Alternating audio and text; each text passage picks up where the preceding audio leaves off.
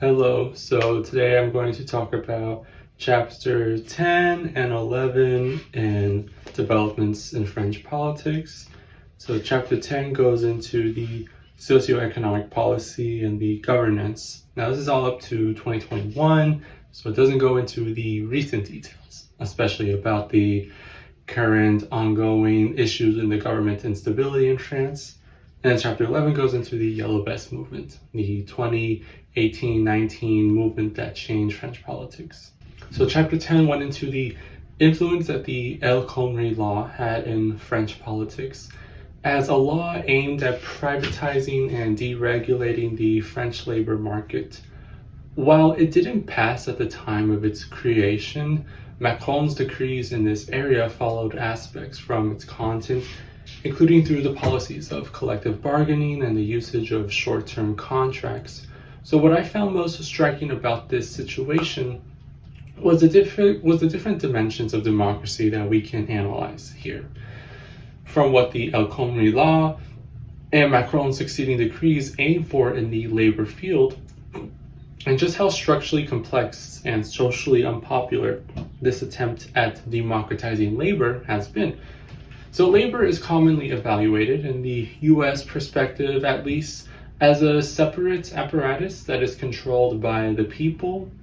because labor has not been traditionally included in government policy in the same way that a state like France has treated it. Labor in France's political system had much more leverage in French politics in a unique way, in that before Macron,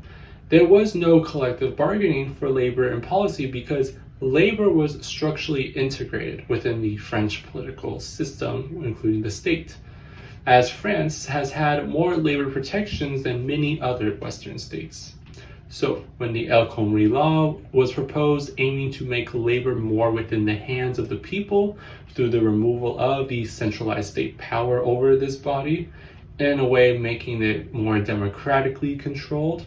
this action was not entirely perceived as a positive move for the French workers, but instead a move for private industries to take advantage of a less protected labor body, which is also seen as not entirely democratic.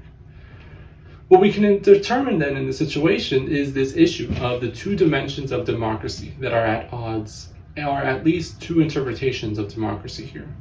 The first aspect is the conservative principle, where labor was widely protected by the state and thus had not as much of a grassroots and bottom-up power structure.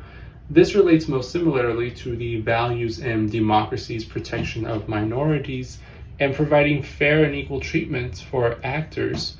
The other aspect is the liberal principle, where labor would become structurally democratized as in the hands of the private sector or just the not state sector area.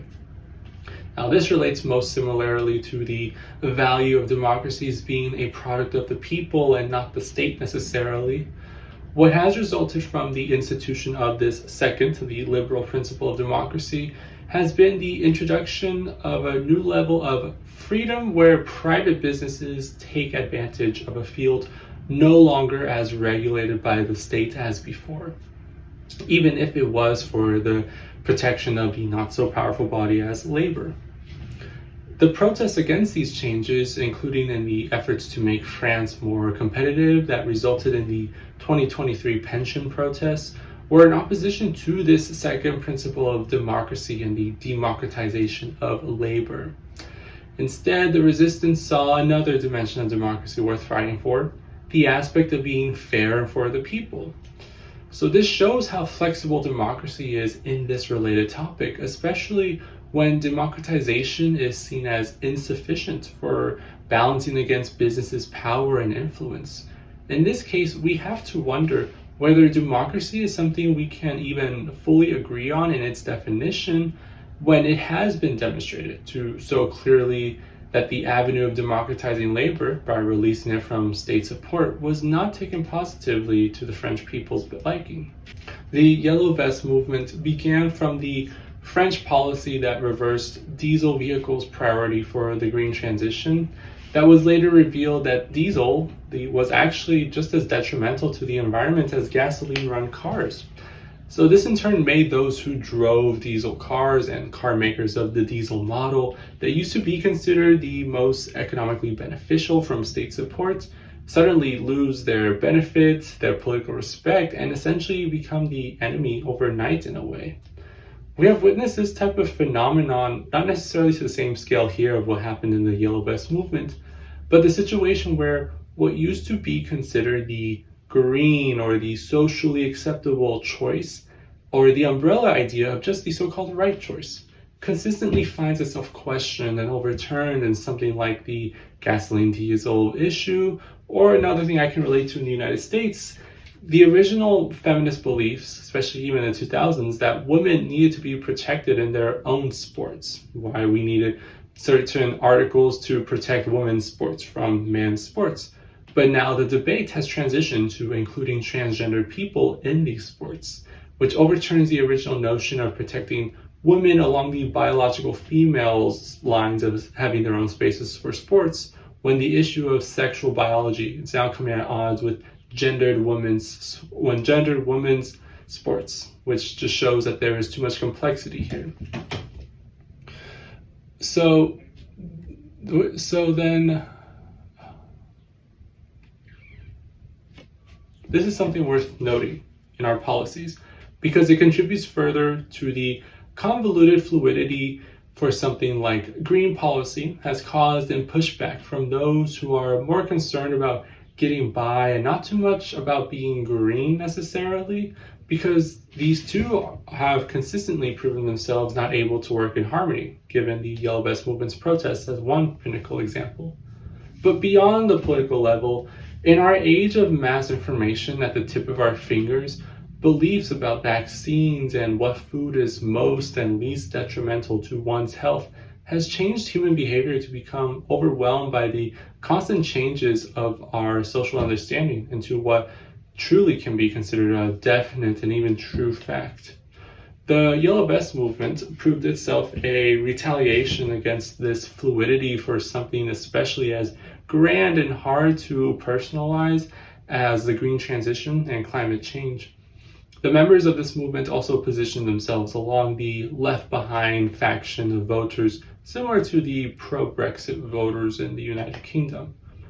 in feeling like that they felt like the losers of globalization and the whole coming together of the world's countries in the French context.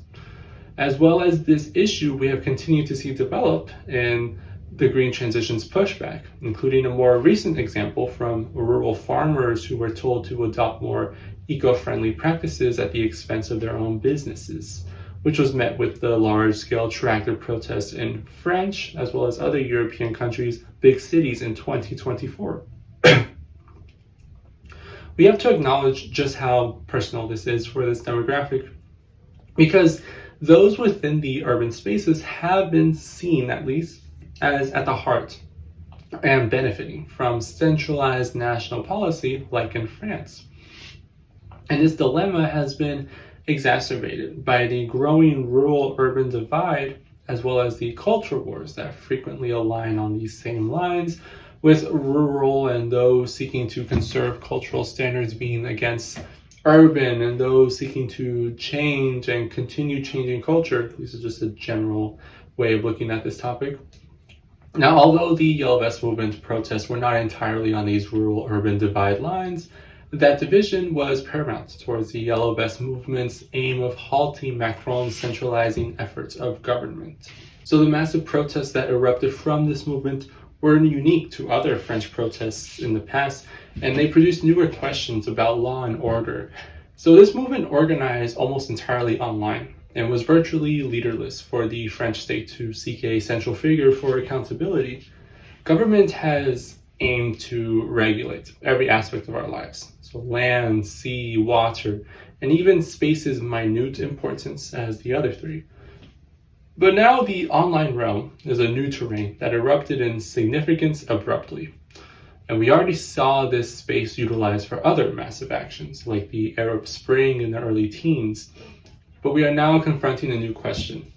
What role should the state have in the online realm? The state has been trying to regulate this field from examples in the European Union and the United States, but it's achieved relatively minor regulation successes, and for something like law and order, the regulation potential of this field has only had its surface slightly scratched when we consider just how much more this could be regulated. Even China has better laws on regulating this field through the Great Firewall, although this can be undermined through VPNs. Now, this isn't to say that regulation is the only way to deal with the online realm, nor especially censorship as an idea, but for something like law and order, one of the state's most central pillars for having legitimacy over the public, there is little evidence to show that the state has this realm under control. In the United States, for example, and it might be relatively true in France and other countries, one issue we have continued to deal with in whether we are to even debate regulating the online realm as thoroughly as could be is the fact that many politicians and legislators are from the generations that didn't grow up with the internet like mine. Generation Z especially has seen this realm's most intimate influence in the lives of individuals since we were pre-teens and even some as young as 5 years old. For those in my generation, having been raised by the internet, regulation of the online domain is a newer phenomenon we haven't truly considered yet. And once we possibly do, as my generation is taking on leadership roles as we are seeing play out in elections, is whether something like law and order is going to be a slight or a grave concern for policy. The internet is the Wild West of our generation. The question we need to face is, should we let it stay wild, or do we tame it like what we did to the original Wild West by building railroads, telephone poles, and integrate this domain thoroughly into the state's capacity to be properly managed? Especially for something as detrimental and as accessible as porn and music about adult themes that a 10-year-old could access, regulation is poised to be a highly contentious topic of debate the longer we leave this topic in the younger generations unchecked.